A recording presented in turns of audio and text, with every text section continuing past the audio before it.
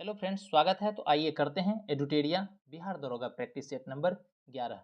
इससे पहले और सभी प्रैक्टिस सेट अच्छे से कवर किया गया है, सबका प्लेलिस्ट बना हुआ है, आप लोग जरूर देखिए। चलिए करते हैं पहला क्वेश्चन। पहला क्वेश्चन है, सिंधु घाटी सभ्यता के विषय में निम्न में कौन सा कथन गलत है। तो चलिए देखते हैं कौन सा कथन गलत है। सबसे पहले दिया हुआ है, स्वतंत्रता पश्चात सिंधु घाटी सभ्यता के सर्वाधिक स्थल गुजरात से खोजे गए हैं, ये तो सही है।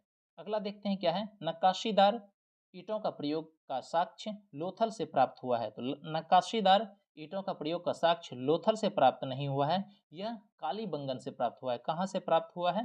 कालीबंगन से प्राप्त हुआ है। तो ये कथन गलत दिया हुआ है, यही हमारा उत्तर हो जाएगा। ठीक है, बी उत्तर होगा। और सब देख लेते हैं। रंगपुर की खोज 1953 ईस्वी में रंगनाथ राव द्वारा किया गया था, बिल्कुल सही है। सिंधु घाटी सभ्यता का खोज दयाराम सहनी द्वारा 1921 ईस्वी में किया गया था। चलिए देखते हैं अगला क्वेश्चन क्या है। प्राग ऐतिहासिक स्थल बोलन नदी, बोलन जो है प्राग ऐतिहासिक स्थल बोलन किस नदी के किनारे स्थित? तो यह बेलन नदी के किनारे स्थित है, सी इसका उत्तर हो जाएगा। अगला देख लेते हैं क्या है, जैन धर्म के अंतर्गत द्वितीय जैन संगीति का आयोजन कब किया गया? तो द्वितीय जैन संगीति का आयोजन छठी शताब्दी ईस्वी में किया गया था, जो डी नंबर में दिया हुआ है 512 ईस्वी में। जैन धर्म के अंतर्गत द्वितीय जैन संगीति का आयोजन 512 ईस्वी में बल्लभी गुजरात में हुआ, याद रखिएगा। और यहाँ दिया हुआ है ए नंबर में 300 ईसा पूर्व, तो इसमें पहली जैन संगति हुई जो पाटलिपुत्र में हुई थी। चलिए अगला क्वेश्चन देख लेते हैं। निम्नलिखित में से किस चोल शासक ने राजकेसरी की उपाधि धारण की? तो राजकेसरी की उपाधि धारण की राजेंद्र प्रथम, ए इसका उत्तर हो जाएगा। चलिए देखते हैं अगला क्वेश्चन क्या है। सल्तनत काल में लगान निर्धारित करने की मिश्रित प्रणाली को किस नाम से जाना जाता था? तो लगान निर्धारित करने की मिश्रित प्रणाली जो है यह कहलाती थी मुक्ताई, सी इसका उत्तर हो जाएगा। लगान निर्धारित करने की मिश्रित प्रणाली क्या कहलाती थी? मुक्ताई कहलाती थी, सी उत्तर हो जाएगा। चलिए अगला देख लेते हैं क्या है। राष्ट्रीय शिक्षा परिषद की स्थापना कब की गई थी? तो राष्ट्रीय शिक्षा परिषद की स्थापना जो की गई थी 15 अगस्त 1906 ईस्वी को, डी इसका उत्तर हो जाएगा। अगला देख लेते हैं क्या है। द इंडियन सोशियोलॉजिस्ट नामक क्रांतिकारी समाचार पत्र का प्रकाशन कहाँ से किया गया? तो द इंडियन सोशियोलॉजिस्ट नामक क्रांतिकारी समाचार पत्र का प्रकाशन जो किया गया, यह किया गया था लंदन से, बी इसका उत्तर हो जाएगा। 8वां नंबर देख लेते हैं क्या है। तिलक द्वारा स्थापित होम रूल लीग का मुख्यालय कहाँ स्थित था? तो तिलक द्वारा स्थापित होम रूल लीग का मुख्यालय पूना में था, सी इसका उत्तर हो जाएगा। चलिए देखते हैं उसके बाद 9वां नंबर क्वेश्चन क्या है। 1937 के प्रांतीय चुनाव में कांग्रेस द्वारा मंत्रिमंडल का गठन किन राज्यों में किया गया था? तो 1937 के प्रांतीय चुनाव में कांग्रेस के द्वारा मंत्रिमंडल का जो गठन किया गया था वह सब राज्य था। बॉम्बे था, मद्रास था, उसके बाद मध्य प्रांत था और उड़ीसा था। तो इसमें 1, 2, 4 और 5 हो जाएगा, ये ऑप्शन नंबर बी हमारा सही है। चलिए अगला देख लेते हैं। 10वां नंबर क्वेश्चन क्या है। संघर्ष विजय की रणनीति का प्रतिपादन किसने किया था? तो संघर्ष विजय की रणनीति का प्रतिपादन किया था जवाहरलाल नेहरू, सी इसका उत्तर हो जाएगा। अगला क्वेश्चन देख लेते हैं क्या है। रेगुलेटिंग एक्ट 1773 से संबंधित निम्न कथनों पर विचार करें। तो रेगुलेटिंग एक्ट 1773 से संबंधित देख लेते हैं। पहला कथन दिया हुआ है क्या, इस एक्ट द्वारा बंगाल के गवर्नर जनरल को भारत का गवर्नर जनरल बना दिया गया। तो ये कथन गलत है। तो जो बंगाल के गवर्नर थे उसको बंगाल का ही गवर्नर जनरल बना दिया गया। बंगाल के गवर्नर को बंगाल का गवर्नर जनरल बना दिया गया और बॉम्बे मद्रास भी उसके शासन के अंदर लाया गया। ठीक है, तो पहला ही गलत है। दूसरा है, कलकत्ता में सुप्रीम कोर्ट की स्थापना की गई, ये सही है। कलकत्ता में सुप्रीम कोर्ट की स्थापना की गई थी रेगुलेटिंग एक्ट 1773 में। ठीक है, अगला देख लेते हैं क्या है। संचालक मंडल का कार्यकाल 6 वर्ष निश्चित किया गया था। तो ये गलत है। संचालक मंडल का कार्यकाल 6 वर्ष नहीं 4 वर्ष किया गया था, तो सी नंबर भी गलत है। उसके बाद देख लेते हैं क्या है। 1000 पौंड में अंशधारियों के स्थान पर 500 पौंड के अंशधारियों का संचालन चुनने का अधिकार प्रदान था, तो ये भी गलत है। तो हमसे पूछ रहा है इनमें से कौन सत्य है, इसमें सत्य केवल बी है, ये हो जाएगा इसका उत्तर बी। ठीक, अगला देख लेते हैं क्या है। वर्ष 1906 में किस भारतीय रियासत ने अपनी पूरी रियासत में प्राथमिक शिक्षा अनिवार्य बना दिया था। तो वर्ष 1906 में किस भारतीय रियासत ने अपनी पूरी रियासत में प्राथमिक शिक्षा को अनिवार्य बना दिया था? तो यह बना दिया था कोल्हापुर। इसमें सी उत्तर हो जाएगा। अगला देख लेते हैं क्या है 13वां नंबर। भारत में पहली जनसंख्या नीति की घोषणा कब की गई थी? तो भारत में पहली जनसंख्या नीति की घोषणा की गई थी 1976 ईस्वी में। सी इसका उत्तर हो जाएगा।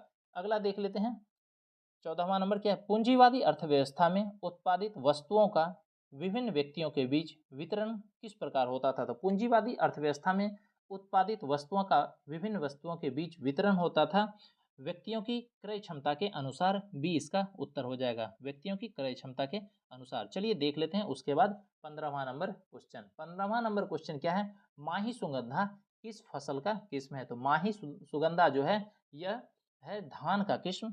इसका डी हो जाएगा उत्तर। क्वेश्चन फिर से सुनिएगा क्या है? माही सुगंधा, ठीक है, वह किस फसल का किस्म है? तो ठीक है, यह है धान का। उसके बाद देख लेते हैं 16वां नंबर क्वेश्चन क्या है? कंपनियों का उत्पादकता में वृद्धि का आर्थिक प्रभाव क्या है? तो कंपनियों की उत्पादकता में वृद्धि का आर्थिक प्रभाव है सकल घरेलू उत्पाद में वृद्धि। ए इसका उत्तर हो जाएगा। अगला देख लेते हैं क्या है? स्वतंत्रता के समय देश की लगभग कितनी प्रतिशत जनसंख्या कृषि पर निर्भर थी? जिस समय देश स्वतंत्र हुआ उस समय 75% जनसंख्या कृषि पर निर्भर थी। बी उत्तर हो जाएगा। अगला देख लेते हैं क्या है?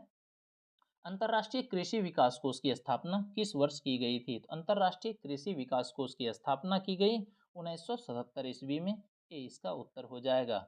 अगला देखते हैं क्या है? निम्नलिखित में से कौन सा देश स्थल रुद्ध नहीं है? तो जो स्थल रुद्ध नहीं है वह है कोलंबिया। ठीक, ये सी इसका उत्तर हो जाएगा। अगला देख लेते हैं 20वां नंबर क्या है? निम्न में कौन कीट का उदाहरण नहीं है? तो जो कीट का उदाहरण नहीं है वह है मकड़ी। इसमें बी उत्तर हो जाएगा। अगला देख लेते हैं क्या है? भारत में गरीबी रेखा का मापन किस आधार पर किया जाता है? तो भारत में गरीबी रेखा का मापन जो किया जाता है वह घरेलू उपभोग से किया जाता है। डी इसका उत्तर हो जाएगा। अगला देख लेते हैं क्या है? स्वच्छता क्या है? स्वच्छता स्वतंत्रता से अधिक महत्वपूर्ण है, यह किसने कहा था? तो स्वच्छता स्वतंत्रता से अधिक महत्वपूर्ण है, ये कहे थे महात्मा गांधी। भी इसका उत्तर हो जाएगा। अगला देख लेते हैं क्या है? हाल ही में इंटरनेशनल ओलंपिक कमेटी द्वारा किसे ओलंपिक ऑर्डर से सम्मानित किए जाने की घोषणा की गई? तो इंटरनेशनल ओलंपिक कमेटी द्वारा ओलंपिक ऑर्डर से सम्मानित किए जाने की घोषणा की गई है अभिनव बिंद्रा को। इसका ए उत्तर हो जाएगा। अगला देख लेते हैं क्या है? T20 एशिया कप 2025 का मेजबानी कौन सा देश करेगा? तो T20 एशिया कप का मेजबानी करेगा भारत 2025 में। डी उत्तर हो जाएगा। चलिए अगला देखते हैं क्या है 25वां नंबर। जुलाई 2025 में संघ लोक सेवा आयोग का नया अध्यक्ष किसे नियुक्त किया गया? तो जुलाई 2024 में संघ लोक सेवा आयोग का नया अध्यक्ष जो नियुक्त किया गया है यह है प्रीति सूदन। सी इसका उत्तर हो जाएगा। अगला देख लेते हैं क्या है? अंतर्राष्ट्रीय बाघ दिवस किस तिथि को मनाया जाता है? तो अंतर्राष्ट्रीय बाघ दिवस मनाया जाता है 29 जुलाई को। डी इसका उत्तर हो जाएगा। चलिए अगला देख लेते हैं 27वां नंबर क्वेश्चन क्या है? ग्लोबल इंडिया एआई शिखर सम्मेलन का आयोजन कहाँ किया गया? तो ग्लोबल इंडिया एआई शिखर सम्मेलन का आयोजन नई दिल्ली में किया गया। ए इसका उत्तर हो जाएगा। अगला देख लेते हैं क्या है? ऑपरेशन इंद्रावती भारत सरकार द्वारा किस देश के नागरिकों को निकालने के लिए चलाया गया? ठीक है, ऑपरेशन इंद्रावती भारत सरकार द्वारा जो किस देश से नागरिकों को निकालने के लिए चलाया गया था? तो यह हैती से। इसका बी उत्तर हो जाएगा। अगला देख लेते हैं 29वां नंबर क्या है? पेरिस पैरा ओलंपिक में अवनी लेखरा ने स्वर्ण पदक जीता है, उनका संबंध किस खेल से है? तो अवनी लेखरा का संबंध जो है यह है शूटिंग से। सी इसका उत्तर हो जाएगा। अगला देख लेते हैं क्या है? 48 वर्षों में पहली बार अरब सागर में भूमि से समुद्र की ओर चक्रवात बना, इसका नाम क्या है? तो 48 वर्षों में पहली बार अरब सागर में भूमि से समुद्र की ओर जो चक्रवात बना इसका नाम आसना। डी इसका उत्तर हो जाएगा। अगला देख लेते हैं क्या है? हाल ही में आरबीआई के गवर्नर के रूप में किसे नियुक्त किया गया? तो आरबीआई के गवर्नर के रूप में नियुक्त किया गया है संजय मल्होत्रा को। ए इसका उत्तर हो जाएगा। अगला देख लेते क्या है? भारत का पहला जनरेशन बीटा बेबी बॉय किस राज्य से प्राप्त हुआ? तो भारत का पहला जनरेशन बीटा बेबी बॉय जो राज्य से प्राप्त हुआ है यह है मिजोरम। बी इसका उत्तर हो जाएगा। अगला देख लेते हैं क्या है? आरिफ मोहम्मद खान बिहार के कौन से राज्यपाल के रूप में शपथ लिए? तो आरिफ मोहम्मद खान जो बिहार के राज्यपाल के रूप में शपथ लिए ये 42वें राज्यपाल के रूप में शपथ लिए, सी उत्तर हो जाएगा। अगला देख लेते क्या है, 20वां G20 शिखर सम्मेलन 2025 का आयोजन कहाँ किया जाएगा? तो 20वां G20 शिखर सम्मेलन 2025 का आयोजन किया जाएगा साउथ अफ्रीका में, ये हो जाएगा इसका सी उत्तर। अगला देख लेते हैं क्या है, ऑपरेशन कामधेनु किस राज्य के पुलिस द्वारा शुरू किया गया है? तो ऑपरेशन कामधेनु शुरू किया गया है जम्मू कश्मीर सरकार के द्वारा, ये इसका उत्तर हो जाएगा। अगला देख लेते हैं 36वां नंबर क्या है, मेजर ध्यानचंद खेल रत्न पुरस्कार 2024 से कितने खिलाड़ियों को सम्मानित किए जाने की घोषणा की गई है? तो 2024 से जो खिलाड़ियों की सम्मानित करने की घोषणा की गई है, तो 4 खिलाड़ियों को, सी इसका उत्तर हो जाएगा। अगला देख लेते क्या है, विंग्स इंडिया 2024 का सम्मेलन कहाँ हुआ? तो विंग्स इंडिया 2024 का सम्मेलन हुआ हैदराबाद में। उसके बाद देख लेते क्या, हाल ही में भारत का पहल पाम क्या है, हाल ही में भारत की पहल पाम ऑयल प्रसंस्करण मिल निम्नलिखित में किस राज्य में स्थापित की गई? तो पहल पाम ऑयल प्रसंस्करण मिल जो स्थापित की गई, यह अरुणाचल प्रदेश में, इसका ए हो जाएगा उत्तर। अगला देख लेते हैं क्वेश्चन 39वां नंबर। 39वां नंबर क्वेश्चन क्या है, लामित्य 2024 का आयोजन भारतीय सेना और किस देश के बीच किया गया? तो लामित्य 2024 का आयोजन जो किया गया भारतीय सेना और सेशल्स रक्षा बल के बीच में, ये हो जाएगा बी इसका उत्तर। अगला देख लेते क्या है, निम्नलिखित में से किस राज्य सरकार ने आपातकाल के दौरान जेल गए लोगों के लिए मासिक पेंशन देने की मंजूरी दी है? तो राज्य सरकार ने आपातकाल के दौरान जेल गए लोगों को मासिक पेंशन देने की मंजूरी दी है, यह कौन सा है? यह उड़ीसा राज्य है, सी इसका उत्तर हो जाएगा। अगला देख लेते क्या है, छठे खेलो इंडिया यूथ गेम का आयोजन किस राज्य में किया गया? तो छठे खेलो इंडिया यूथ गेम का जो आयोजन किया गया, यह तमिलनाडु में, सी उत्तर हो जाएगा। अगला देख लेते क्या है, संगीत कला निधि पुरस्कार 2024 किसे दिया गया? तो संगीत कला निधि पुरस्कार 2024 जो दिया गया, यह TM कृष्णा को दिया गया, डी इसका उत्तर हो जाएगा। आगे देखते हैं इंग्लिश में क्या है, चूज द करेक्ट सेंटेंस। तो चूज द करेक्ट सेंटेंस में हमको देखना है सही सेंटेंस कौन सा है। तो क्या है, the doctor has been living here since 2005, ये सही कथन है, सही सेंटेंस है। अगला देखता है क्या है, चूज द करेक्ट स्पेलिंग। तो करेक्ट स्पेलिंग इसमें देख लेते हैं किसका है, सेटेलाइट का नहीं है, स्ट्रेसफुल नहीं है, ठीक है। इसमें डिसीजन का है, DECISION, डिसीजन का करेक्ट स्पेलिंग है, डी उत्तर हो जाएगा। अगला दिया हुआ है antonyms of the word chaotic.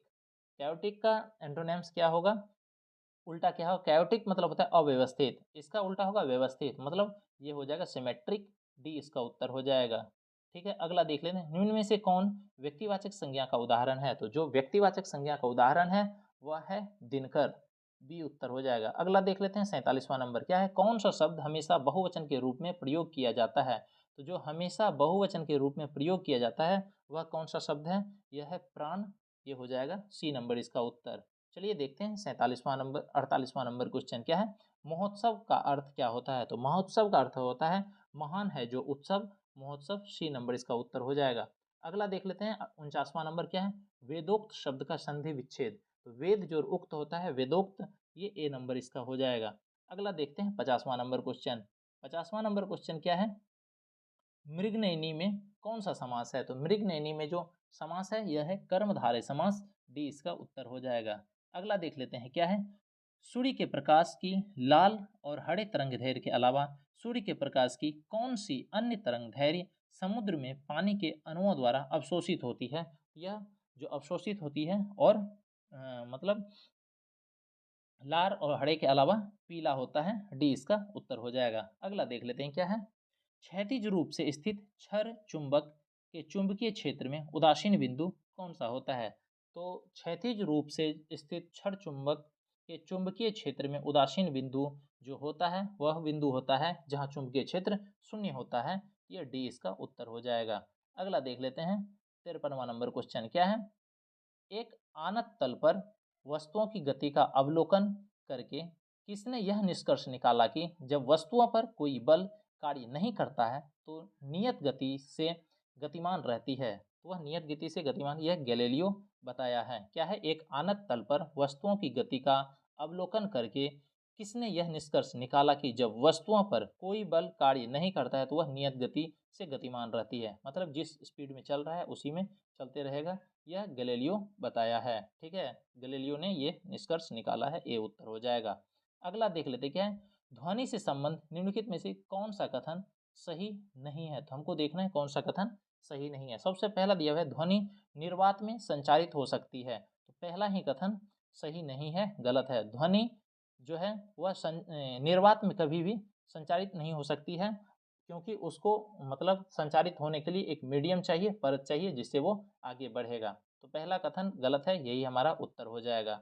ठीक है, चलिए देखते हैं 55वां नंबर क्वेश्चन क्या है। 55वां नंबर क्वेश्चन है, टोकामक नामक उपकरण निम्नलिखित में से किस प्रकार के ईंधन से संबंधित है? तो टोकामक नामक जो उपकरण है यह परमाणु ईंधन से संबंधित है, सी इसका उत्तर हो जाएगा। अगला देखते हैं 56वां नंबर क्वेश्चन क्या है। सेंटीमीटर ग्राम सेकेंड सीजीएस प्रणाली में चुंबकीय तीव्रता का मात्रक क्या होता है? तो सीजीएस प्रणाली में जो चुंबकीय तीव्रता का मात्रक होता है यह होता है ऑस्ट्रेड, डी इसका उत्तर हो जाएगा। अगला देखते हैं क्या है। नेबुलर परिकल्पना के अनुसार आकाशगंगा कैसे बनती है? तो नेबुलर परिकल्पना के अनुसार जो आकाशगंगा बनती है नेबुलर नामक एक बहुत बड़े बादल के रूप में हाइड्रोजन गैस के संचय के द्वारा, डी इसका उत्तर हो जाएगा। अगला देखते हैं उसके बाद 58 नंबर क्वेश्चन। 58 नंबर क्वेश्चन में देखना है निम्नलिखित में कौन सा कथन सत्य है? तो सबसे पहले दिया हुआ है धातु अम्ल से अभिक्रिया करते हैं। पहला कथन क्या दिया हुआ है? धातु अम्लों से अभिक्रिया करते हैं और धातु लवण तथा हाइड्रोजन गैस बनाते हैं, ये कथन सत्य है। ठीक, और सब कथन असत्य होगा। हमारा उत्तर यही है, पहला ही मिल गया, जो धातु अम्ल से अभिक्रिया करते हैं, धातु लवण तथा हाइड्रोजन गैस बनाते हैं, बिल्कुल सही है, यही उत्तर हो जाएगा। चलिए देखते हैं उसके बाद 59वां नंबर क्वेश्चन। तो 59वां नंबर क्वेश्चन में क्या है, निम्नलिखित में कौन एलईडी अर्धचालक प्रौद्योगिकी में प्रयुक्त धातुओं में से एक है? तो एलईडी अर्धचालक प्रौद्योगिकी में प्रयुक्त धातुओं में से एक है, वह है गैलियम, सी इसका उत्तर हो जाएगा। चलिए अगला देख लेते हैं 60वां नंबर। क्या होता है जब अम्ल या क्षार को जल में मिलाया जाता है? तो अम्ल या क्षार को जल में जो मिलाया जाता है तो होता है प्रति इकाई आयतन में आयतनों की सांद्रता में कमी आती है, ये इसका उत्तर हो जाएगा। अगला देख लेते हैं 61वां नंबर। क्या निम्नलिखित में से कौन सा एक सफेद और पीले रंग का ठोस है जिसमें हल्की सुगंधित गंध होती है, जिसे ऊर्ध्वपातन की प्रक्रिया द्वारा शुद्ध किया जाता है? तो यह है एंथ्रासीन, बी इसका उत्तर हो जाएगा। अगला देख लेते हैं क्या है 62वां नंबर। आवर्त सारणी समूह एक की कौन सी नरम धातु हवा के संपर्क में आने से कुछ सेकंड में धूमिल हो जाती है? तो यह है सोडियम, बी इसका उत्तर हो जाएगा। अगला देख लेते हैं 63वां नंबर क्या है। निम्नलिखित में से किन नियम के अनुसार गैसों के मिश्रण का दाब अवयवी गैसों के आंशिक दाबों के योग के बराबर होता है? तो जो गैस के मिश्रण का दाब अवयवी गैसों के आंशिक दाबों के योग के बराबर हो जाता है, यह होता है डाल्टन के नियम के अकॉर्डिंग, ये सी हो जाएगा इसका उत्तर। अगला देख लेते हैं क्या है। निम्नलिखित में से कौन सा एक ध्रुवीय अणु है? जो एक ध्रुवीय अणु है वह है जल, डी इसका उत्तर हो जाएगा। 65वां नंबर क्वेश्चन देख लेते हैं क्या है। निलंबन के संबंध में निम्नलिखित में से कौन सा कथन सत्य है? तो निलंबन के संबंध में जो कथन सत्य है वह है निलंबन का एक विषमांगी मिश्रण है, बिल्कुल सही है। निलंबन के कणों को नग्न आंखों से देखा जा सकता है, ये भी सही है। तो ए और एक और दो कथन दोनों सत्य है, सी इसका उत्तर हो जाएगा। चलिए देखते हैं 66वां नंबर क्वेश्चन। 66वां नंबर क्वेश्चन क्या है। निम्नलिखित में से कौन किंगडमी फंगी से संबंधित नहीं है? तो जो किंगडमी फंगी से संबंधित नहीं है यह यूग्लिना, ये डी इसका उत्तर हो जाएगा। अगला क्वेश्चन देख लेते क्या है। बीमारी के दौरान पोषण देखभाल कार्यकलाप का एक संगठित समूह है जिसमें निम्नलिखित में से किसके अलावा अन्य सभी शामिल है? क्वेश्चन फिर से सुनिएगा क्या है। बीमारी के दौरान पोषण देखभाल कार्यकलाप का एक संगठित समूह है जिसमें निम्नलिखित में से किसके अलावा अन्य सभी शामिल है? तो इसमें मनोवैज्ञानिक तनाव का आकलन शामिल है, ये इसका उत्तर हो जाएगा। अगला देख लेते हैं क्या छोटी आंत से स्रावित होने वाला ट्रिप्सिन एंजाइम का प्रमुख कार्य क्या है? तो ट्रिप्सिन एंजाइम जो होता है यह प्रोटीन को पचाता है, तो इसका काम है प्रोटीन को पचाना, ये उत्तर हो जाएगा। अगला देख लेते हैं 69वां नंबर क्वेश्चन क्या है। निम्नलिखित में से किस लोकप्रिय रसोई पदार्थ को शर्करा खाने वाला कवक कहा जाता है? तो जो शर्करा खाने वाला कवक कहा जाता है ये खमीर को कहा जाता है, सी इसका उत्तर हो जाएगा।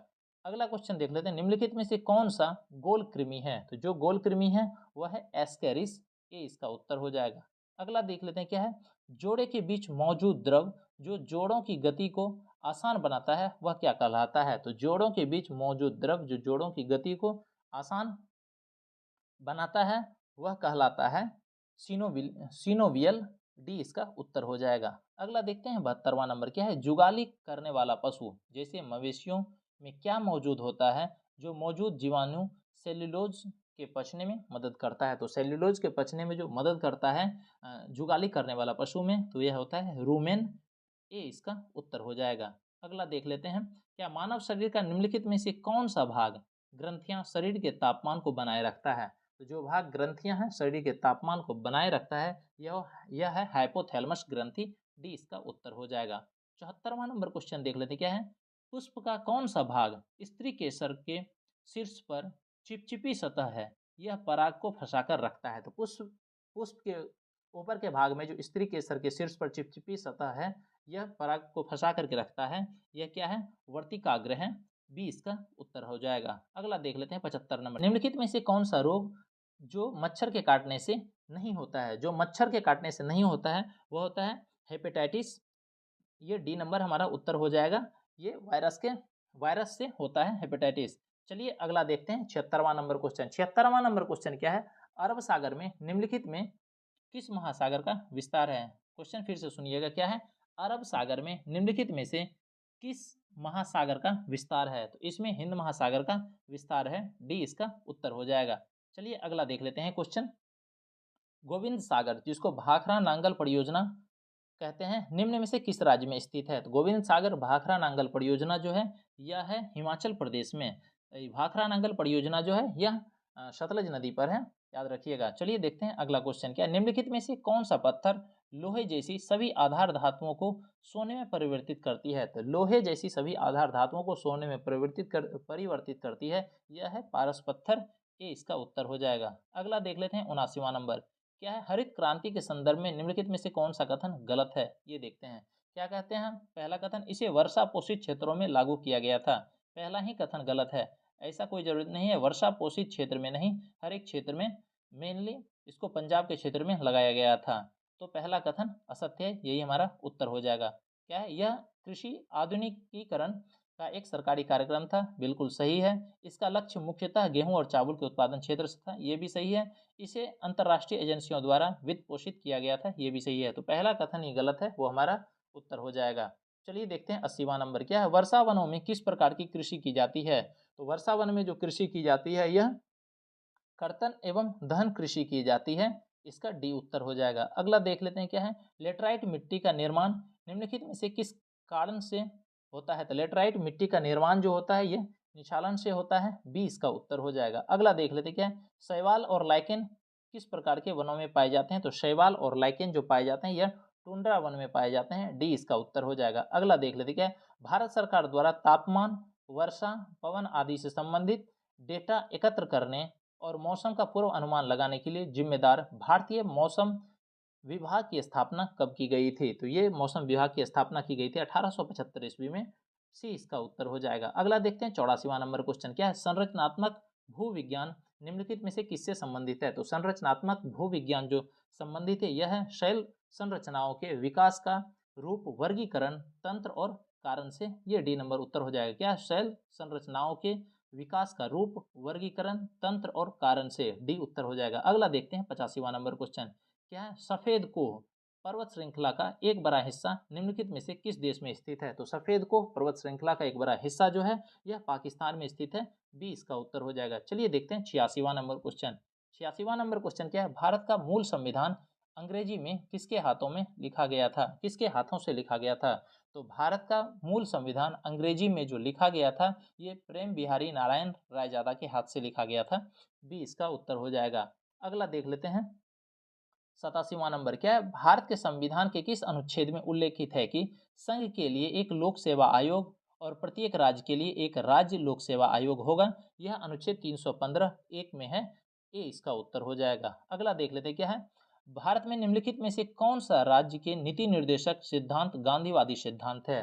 तो जो राज्य के नीति निर्देशक सिद्धांत गांधीवादी सिद्धांत है यह है ग्राम पंचायत का गठन। बी इसका उत्तर हो जाएगा। अगला देख लेते हैं क्या है। निम्नलिखित में से किस संवैधानिक संशोधन ने भारत संघ में दादर और नगर हवेली को एक केंद्र शासित प्रदेश के रूप में शामिल किया? तो दादर और नगर हवेली को एक केंद्र शासित रूप में शामिल किया है। यह है 10वां संविधान संशोधन अधिनियम, ए इसका उत्तर हो जाएगा। 12वां संविधान संशोधन अधिनियम जो दिया हुआ है, इसके तहत गोवा दमन दीव को भारत में शामिल किया गया। 14वां संविधान संशोधन अधिनियम दिया हुआ है, इससे पौंडीचेरी को केंद्र शासित प्रदेश के रूप में भारत में शामिल किया गया। चलिए उसके बाद देख लेते हैं 90वां नंबर क्वेश्चन क्या है। सांस्कृतिक व शिक्षा के अधिकार का उद्देश्य क्या है? तो सांस्कृतिक व शिक्षा के अधिकार का जो उद्देश्य है, यह अल्पसंख्यक समुदायों की भाषा, सांस्कृतिक और धर्म की रक्षा करना भी उत्तर हो जाएगा इसका। अगला देखते हैं 91 नंबर क्या है। निम्नलिखित में से किस आयोग ने सिफारिश की थी कि राज्यपाल की नियुक्ति निष्पक्ष होनी चाहिए? तो ये किस आयोग ने सिफारिश की थी? राज्यपाल की नियुक्ति निष्पक्ष होनी चाहिए, सरकारिया आयोग ने सिफारिश की थी। सी इसका उत्तर हो जाएगा। अगला देख लेते क्या है। निम्नलिखित में से कौन उस समिति का हिस्सा नहीं है जिसका निर्माण केंद्र सूचना आयोग के मुख्य आयुक्त के नियुक्ति के संबंध में प्रधानमंत्री के सुझाव देने के लिए किया गया है? क्वेश्चन फिर से सुनिए क्या है।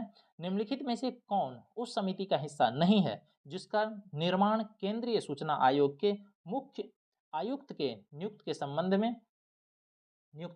में प्रधानमंत्री के सुझाव देने के लिए किया गया? तो यह है लोकसभा अध्यक्ष, ए इसका उत्तर हो जाएगा। अगला देखते हैं 93वां नंबर क्या है।